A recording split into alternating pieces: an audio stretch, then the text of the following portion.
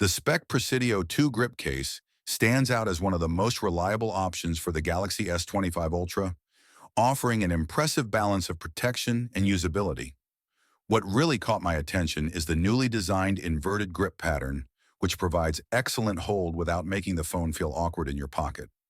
The case's ability to withstand drops from up to 13 feet isn't just a marketing claim. The impact technology really does inspire confidence when handling such an expensive device. I particularly appreciate how Speck has evolved their design this year.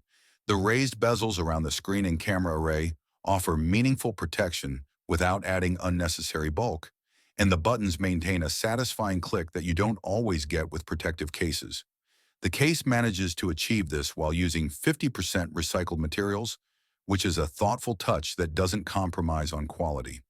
However, there are a couple of minor drawbacks to consider. While the grip texture is fantastic for handling, it can collect lint over time, requiring occasional cleaning.